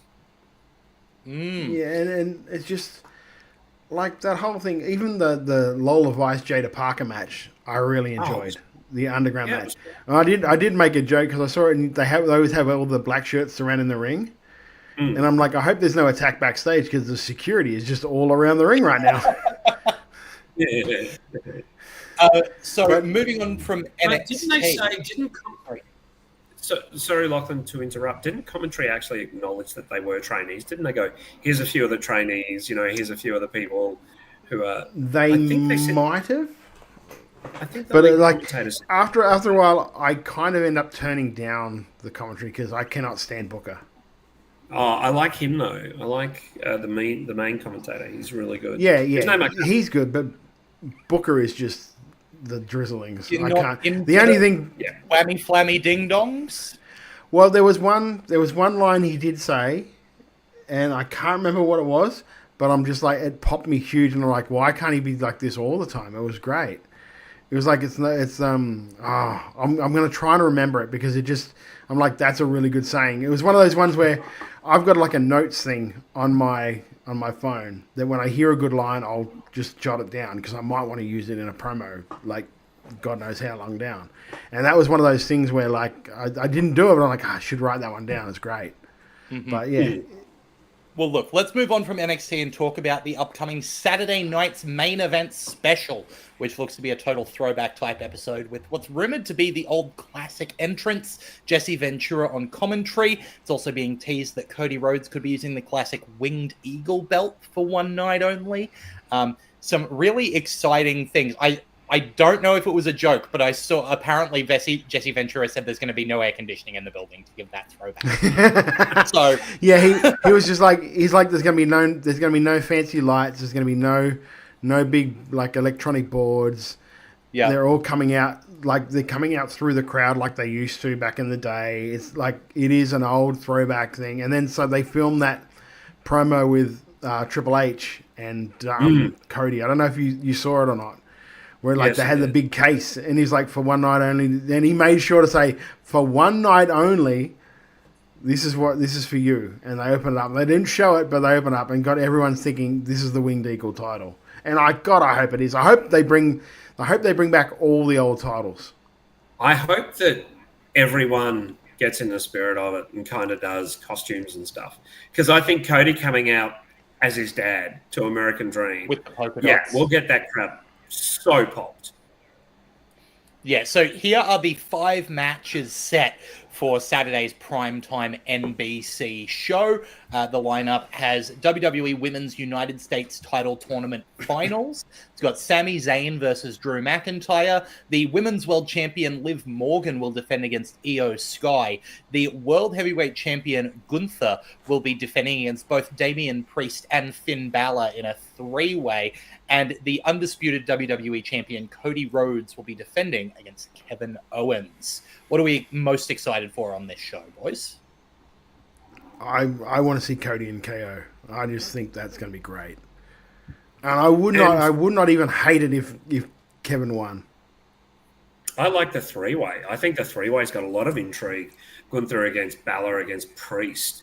It's quite clear that they're leaning towards they're testing the waters with Gunther being a face, and the crowd are definitely reacting. He's not even wearing like formal clothes anymore. He's kind of going out there in jeans and this shirt now, I believe. Look, there's so much to like here. And even Liv Morgan's on the run of her career, and Io Shirai doesn't have bad matches, so I think that's going to be great. No. Sami Zayn versus Drew McIntyre, is going to be good. And the United States Tournament Finals, fuck me, that's going to be great. And something else, Lachlan, you haven't mentioned this yet, but in Australia, this is free. That's right, free on YouTube. Free on YouTube. It's great. That's craziness. That's so cool. Is Saturday night's main event going to be on YouTube? Yes. Oh, I didn't know that. I was actually going to ask you if it was going to be on Binge or how they were going to do it. No, it's going to be on YouTube. As it is in England, it's going to be here. It's going to be free on YouTube. So, I'm looking forward to that. I'll be watching that on Sunday night, I reckon. Excellent stuff. And Tim Wilkes actually points out it's the first time since SummerSlam that both men's world titles will be on a show. So that's very interesting to note. Yeah, it shows the investment they're making into Saturday night's main event this time. Because from what I hear, that Jesse Ventura interview where he dropped the little nuggets about what will be happening on the night, he also said that it's going to be 4 times a year that they do this. They've got one now. I think they're going to have another one in February, if I'm right. And I'm not too sure when the other 2 are. If they did 4 a year, all as throwback episodes, I would love that. Because I'm an old school mark, so I would love that. Give me the old the old opening with just the big WWF in gold over the entrance, and just give me all of that stuff. Yeah, absolutely. Yeah. Let's look over the other side of the aisle now and talk about AEW with Toni Storm returning to in-ring competition on Friday's Rampage Winter is Coming. Storm made a surprise return on Dynamite following the main event women's world title bout between Mariah May and Mina Shirakawa. She's going to take on Harley Cameron on Friday's show, which will be her first AEW match since dropping the Women's World Championship to Mariah May at All In August. Also notable, this is not Timeless Toni Storm. Yeah. And Timeless Toni Storm said that she was retiring and going away. Seems to have been true because this is back to punk rock Tony Storm. Todd, what do you think of the Timeless gimmick going away? I don't like it. Like, it works. So I heard, because I've heard reports from the match, and I think Timeless is trying to get out through Punk Tony Storm. So I think, like, in parts of the match, she goes to, like, or something like that, and, like, gets, like, so I think maybe there's a slow evolution back to Timeless again, but we'll see. We'll see. At the moment, I don't like the idea of her just going back to being Tony Storm. Because Tony Storm, as much as we like her, just didn't have the pop that Timeless has. Correct. It doesn't have the... Yeah, I've got exactly the same thought. I think we'll be told to watch for the shoe again very, very soon. Probably, maybe if they had an event in Australia, it might be a nice opportunity for Timeless Tony to make their return. And you could tell that story over, like 2 months and 2 days, give or take. Yeah, that'd be really interesting. Yeah. So, look, let's talk about the Winter is Coming show that's going to be on Rampage this Friday. It's got Tony Storm versus Harley Cameron, Matt Cardona versus Brian Keith, Konosuke Takeshita and Lance Archer versus Powerhouse Hobbs, and Mark Davis, as well as Deonna Purrazzo versus Shazza McKenzie. So more Aussie representation on that show, up and down the... Out of those 4 matches, there's one without an Aussie in it. That's pretty cool. Yeah.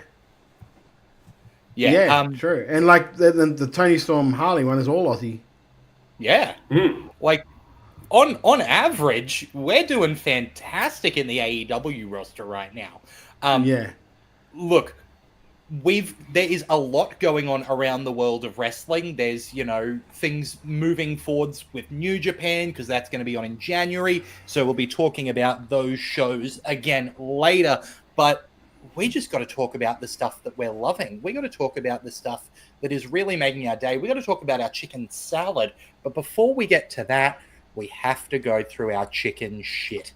So let's start with Jeff. Chicken shit, mate. What haven't you liked? That my internet's down and I haven't been able to watch a lot. I haven't liked that. I think I wasn't a big fan of the tag match on NXT. Only because I think Axiom and Frazier have done enough. Like, either split them up and have them feud, but just end their title run. It's now at the point where it's, we're a leg drop and a big boot away from Hulkamania.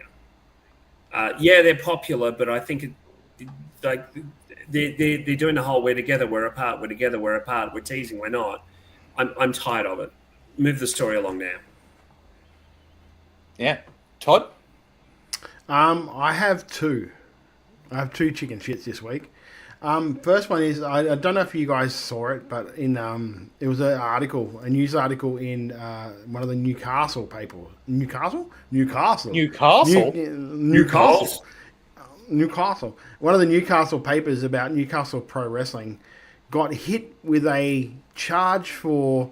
They do their big shows in the Newcastle City Hall. Beautiful venue, amazing look. They got charged $10,000 to be in that hall for one night. And as something for you to equate it to, back in 2021, they were charged $4,700. 10,000. That's insanity. So the hire fee alone, just for the hall, flat out hall, was $4,800 this year. So there was like, I'll run through quickly what they charged, just so people at home get an idea of what like promotions face when it comes to getting like venues in some cases. So for this one, they were charged $10,100, right, for the actual kit and caboodle for the hall. They were charged $4,815 for the hiring fee. They were charged $281 for marketing services, $1,079 for technical services, $1,745 for customer services, which was bar staff and ushers, and $131 for administrative services. That's like... And not only that, they took a cut of the door. Ridiculous. So I mean, Newcastle, like, to be completely transparent, okay, because they put all the other numbers in here, so I'm going to say all the numbers just so we can be transparent. The show generated $15,490 in ticket sales, of which the council received $2,063, which means Newey Pro made about $3,315 in profit from the show. But that's not counting, like, paying your workers, paying, like, all that sort of stuff. No. Like, the trucks that go to the thing, the trucks that all of that that's involved in it. But $10,000 for a venue, which is a hall. For a hall. Like, that's the thing. It's not even... Like, if you were hiring some really fancy, amazing venue, maybe. But a hall. Yeah, it's here. I have to... I've got to read this quote because this quote is the one that got me sort of fired up. So they talked to somebody, a spokesperson for the City of Newcastle, and apparently Newcastle Pro receives a 10% discount due to being a semi-regular client. They also said the higher cost was significantly lower in 2021 as demand was down due to the pandemic, so the promotion was only charged to hire the concert hall and not the entire City Hall. Now, here's the quote that got me. Unfortunately, the noise generated by the wrestling means that when it is staged in the concert hall, other events cannot be held in the other parts of the building. This is consistent with all live performance bookings on Friday and Saturdays in City Hall. It's worth noting that we have previously suggested that he considers holding his wrestling events on another evening aside from a Friday or Saturday, or at a less in-demand time of year. Doing this would have ensured he was charged a significantly lower fee. Yeah, that's wrong. So get ready next year for Newcastle Pro Wednesday night fights. Yeah, that's... Jesus. But, No. And Wednesday afternoon at 3 p.m. fights. Yeah, that's right. Yeah. And my other chicken shit is that, because I know that WWE is slowly moving, or will be moving over to Netflix in January. But now, as of now, when you go to binge, you can't watch any WCW, any ECW stuff. All of that stuff has now been removed from that platform. So yeah, we are. I do suggest if you do want to watch some of the old stuff from WWF at the moment, head on over to their YouTube. There's a YouTube channel called WWE Vault, which is a WWE like licensed channel. So I have heard rumors that there's going to be something, because I heard they went to copyright it or something like that for a Raw Vault and SmackDown Vault. So I have a feeling that WWE might be moving to something where they put all of their content up on YouTube, and the way they make their money from that is just by like views. So they get ad revenue from that instead of like trying to sell the license for all this stuff and then having to upload it every time to different, because that's got to be a hell of a thing to upload all of that like data every time you sign a new contract. Because I know Binge hadn't gotten everything up from network still by the time like it's happened. So but yeah, they're my two chicken shits, because I got a message from Bobby Bishop going, do you know if these things are like, have they just stepped away if they're doing it? And I'm like, nah, man, I think that's it. They're gone. He goes, but that's like the only wrestling I watch now. I don't watch any of the new stuff. I watch all the old stuff. I think the old stuff will be on binge. There's a few pay-per-views already up. Like the screens are ready. They're up there. They'll be up on Netflix. On Netflix, sorry, yeah. So let me just keep chatting for a second, gents, and I'll I'll let you know because I've got Netflix on the phone. What's your chicken shit there, Lachlan? Well, let's you have it on yours? grab a couple from the chat. So Alex Fireheart says chicken shit in one of those funks where I haven't watched any full wrestling matches, let alone shows, in what feels like a few months. Not sure why, but we're coming up on a big time for Japanese shows, so hopefully I can get out of this funk by the end of the month. And Andy Forzaria says whoever did the new seat map for AEW Grand Slam can eat a whole bag of chicken shit. Now, can you expound on that? Why? Yeah, I would love to hear more info on that, Andy Forzaria. Look, for me, it's just going to be... I can't believe I said the catchphrase there. It's just going to be the fact that Bronson's out through Mania, because it looked like they were setting up such a big opportunity for him through this part of the year, and it's really disappointing to know that, someone who has been working so hard and is such a good representative of Aussie wrestling, is not going to get that chance to shine where I think he would have. And then my other little one is that, man, we are going to have to watch a lot of CM Punk talking and Seth Rollins talking and just two men talking at each other for months, because surely we've heard that's the going to be the match on the Netflix debut, and boy, they are just going to talk, huh? There's going to be a lot of promo time. Okay, I agree, but let me go through this list. Survivors. I agree. NXT, Down Jewel, Bad Blood, Backlash, Judgment Day, Fully Loaded, No Mercy, No Way Out, Rebellion, In Your House, Over the Edge, Some Valentine's Day Massacre, No Mercy. Over the Edge? Down in Your House. Over the Edge. Wow. Yeah, that's the Owen show. Where did I say? I'm pretty sure that's the Owen show, isn't it? Correct. Over the Edge.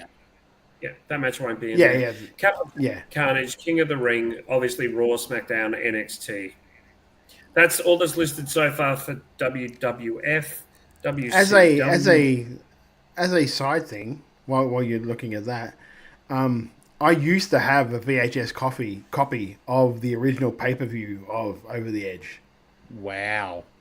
Where it happened, and it was... Oof. Yeah, that's rough. Well, look, let's talk about things that we liked a little more. Let's move over to positive stuff. Let's move over to our chicken salad. And mine this week is going to be pretty simple. And it was the end of Raw, where we saw a little bit of a tease of the future of the Women's Championship, where there was a little bit of a standoff between Io and Rhea, with that title in between them. And yummy, yummy, yummy, yummy, give it to me. I want that so much.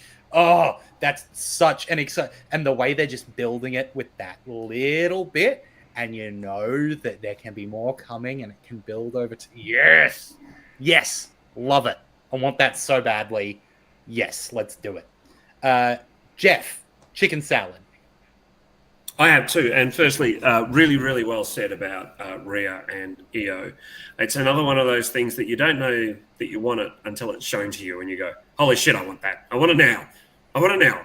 Let's advance this storyline now. Same thing a few months ago with Jake and Fatu and Bron Breakker when they squared off. People just went, oh my God, yeah, this is going to happen. So I have two, obviously 1,200 people in the Melbourne Pavilion watching MCW. They didn't get there by themselves. Well done to Rowan and the team on getting that capacity crowd there. And the way it worked and the way it ran, really well done, guys. Really, really, really well done. I'm thrilled for you, and I'm pleased to see Aussie wrestling have such a great foothold in Melbourne. Todd, you look confused. What was no. I was going to ask you, what was the actual venue like as a venue for the event? It was good. It wasn't amazing. There was a bit of a sound vacuum across the two sides, and I'm not sure what it was. So if that gets worked out, then it'll be fantastic. There was some chairs put in an area where they possibly shouldn't have been. If everyone had stood up, that would have been fine. But yeah, really good show, really enjoyable, and a wonderful, wonderful crowd. My other chicken salad and Lachlan, I will need your help for this. Are you ready? I'm ready. Was everybody's favorite next US first inaugural US women's champion? Of course, I'm talking about Chelsea Green. Has an hilarious Instagram. Her reels are some of the funniest stuff I've seen. I'll give you an example of one I saw today. She put on a fake moustache and did her hair up and put on a shirt and walked out and went, who's your favorite Canadian wrestler? And gave people a list, expecting who's the favorite and sexiest Canadian wrestler. And so many people went, oh yeah, Trish. Oh yeah, Trish. And the beautiful thing was the payoff at the end was Byron Saxton, because at the beginning they set it up of him going, oh, I don't know, favorite Canadian, and he's playing the fool, and he goes, pull back, and that was it. And she goes, yeah, I kind of agree with that. But the nice thing was, as fans were working out who it was, she grabbed the bit of paper off them and run away, and it was just so lovely to see Chelsea extending her character beyond what we see on SmackDown every week, and that incredible entertainment she gives us is also this really lively person away from that. And I like seeing that sort of shit, because she's going to be a massive face. There's no holding the floodgates back now. When she wins on Saturday or Sunday our time, the pop is going to be fucking massive. I'm there for it. Can you send me a photo of you watching it when she doesn't win, though? Please. I want that photo. I want the photo of it's like that video on The Simpsons where Bart keeps playing it when Nelson's heart breaks, and this is where his heart broke. Ralph, don't pinpoint the moment his heart breaks. You can pinpoint when his heart breaks. Don't make me the angry Miss Girl next week, okay? Very angry Miss Girl. You can have that photo right next to the screenshot of me getting back in when you guys were already on. Yes. Tom, oh, jeez. Salad other than my facial expression. Yeah. My chicken salad this week was I'm really enjoying where this New Day thing's going. Oh God. The backstage segment they did with Cody, he's like, you used to be nice in high school. It kept going through and just and this is the reason. He's like, we could have attacked him, we didn't. I don't know why you're so angry with us. We were positive for 10 years. We're getting a little angry once, and look at you abandon us. Loved it. Absolutely loved it. And my other chicken salad is just one, basically on behalf of the show. I want to thank EPW for sort of partnering with us and helping us work in to do this thing we've done this week with the Reawakening week. It's something that as a show, I've kind of wanted to help do for a long time, when help promotions promote their shows as much as we can. And there are plenty of ways people do that. Normally they put up they film their promos and they put up their promos, and that's cool because a lot of production value goes into it. EPW have done a lot of that leading up to Reawakening as well. Some really, really good promos if you go on their Instagram and their Facebook and look it up. But just being able to have us talk to three of the roster members going into it and make a week out of it. So every day from Wednesday on this week, or Tuesday. Is it Tuesday? Wednesday. Yes. Tuesday. Was it Tuesday? was Wednesday. Or Tuesday night. Interview Tuesday night. Yeah. Yeah. So every day since then, we've had something up for EPW leading into this show. It's something that I've loved to do, and I've loved to work in with the promotions more on stuff like that, because that's what our show's about: promoting Australian wrestling, promoting to the world how good we are here in Australia and what we do. And it goes to show by you look at the PWI 100. What is it, 5 or 6 of those out of the 100 are Australian wrestlers are in that. Yeah. So that's my other chicken salad. It's just a big thank you to EPW, the roster, and then the management involved in helping, in bringing us in to help to do stuff like that. And something I'd like to do more of. And that was why I went first, because I was going to make that my secondary chicken salad as well. That it was so much fun interviewing Hayden Zenith and, interviewing Jesse Lambert and getting to talk about what they're doing going into Reawakening, the history of their careers, but also just, being able to talk to people who clearly love what they're doing in wrestling and getting to show that off and to show people around the country, especially when I was talking to these guys about the history of Western Australian wrestling and the way that a lot of people haven't gotten to see it, and the way that they feel about, us putting out these videos saying, hey, everybody, go watch EPW. Right? Because it is so good. And it's such a great feeling to see those people be able to get that promotion out and see people going and watching EPW, because it really is amazing stuff. So if you want to catch those interviews, and especially if you want to catch the one coming up with FN Carnage, why did I just go to call him Jake Taylor? That's not right at all. Tyler Jacobs. You can catch that, I assume, tomorrow morning, Todd? Tomorrow morning it'll be going up. This show that we're recording tonight will probably go up Saturday morning, because I sort of want to leave all of Friday for Tyler, like a whole day for Tyler. Yeah. So well deserved. So make sure, so that you can catch those things, you're subscribed to Wrestle Radio Australia. You can do it for free on YouTube, Apple Podcasts, Spotify, Podcast Addict, wherever you get your podcasts. If you're on Apple Podcasts and you can give us a 5-star review, that'd be really, really helpful. That'd be wonderful. Jeff, what are you pointing at me about? It's a good idea to subscribe now. It's a good idea to subscribe now, because next week our end of year awards show is on. We're actually doing it at the proper time next week, 8:30 Australian Eastern Daylight Savings Time, or 7:30 Australian Eastern Time. It'll be 5:30 in the West, and sometime in Adelaide and the Northern Territory. But yeah, next week is our end of year awards. Watch how much I can fuck up that. I've written the categories. Lachlan is in agreement. I think Todd's going to be in agreement. I have added today the chicken shit and chicken salad of our years, of course. So tune in next week. It's going to be great. It's always a bit of a longer episode, but we have a lot of fun doing it. So tune in for that. And so that you can share all of the fun little graphics that get made off that, because I know Todd loves doing that stuff. I just realized I got to do that. Because they go up on all our social media. So you can follow us at Wrestle Radio AU on X and on Instagram. On Facebook, you can search for Wrestle Radio Australia. Get us there. Todd is at Beast Eastman. I am at Lachlan Albert. Jeff, not on Twitter, but he does have a little bit of a tag down there for at Wrestle_Brainia. Jeff, tell us about WrestleBrainia. That's right. Friends, for the first time ever, WrestleBrainia is going to Adelaide. Yes, we're going to be in Adelaide. We're going to be at Arthur's Art Bar, which is a massive venue. We've got 90 seats a night. We're going to be there from the 14th, 15th, 16th, 17th of March.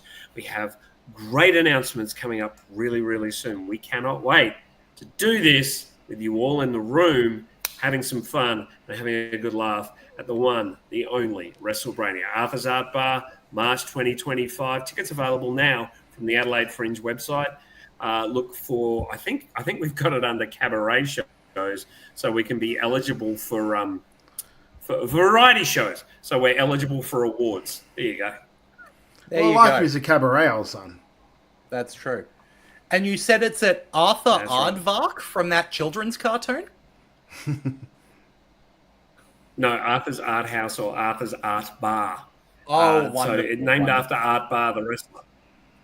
Oh, of course. See, now that we've said some stupid stuff, people will not be able to forget that it's at Arthur. Right? That's the goal there. That's it. And if you want more of our stupidity, like if you want to show off our stupidity to other people, show off the kind of stupid show that you love, head on over to Redbubble, search for Wrestle Radio Australia, grab a hold of some merch. Look, if you're looking for merch as well, you can head on over to kickout.com.au for merch of your favorite Queensland wrestlers, and they are expanding as we speak with other wrestlers from around the country. If you're a wrestler and you want merch available, contact through their Insta page at Kickout Merch, doing some excellent stuff over there.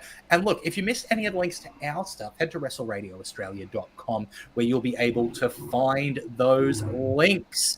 Jeff, Todd, we got anything else to talk about? No, just that Tyler's interview will be up tomorrow morning.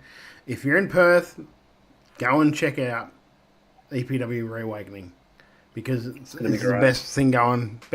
You're lucky to have that in your backyard if you're in Perth. So go and check it out. Yeah, absolutely. Well, in that case, on behalf of Todd Eastman and Jeff Setti, I've been Lachlan Albert. Till next time, have a good one. Here I was, blaming AEW for feeding you chicken shit, knowing you mindless millennials would be eating it up as if it were chicken salad, when it's really been your fault all along. Make chicken salad out of chicken shit.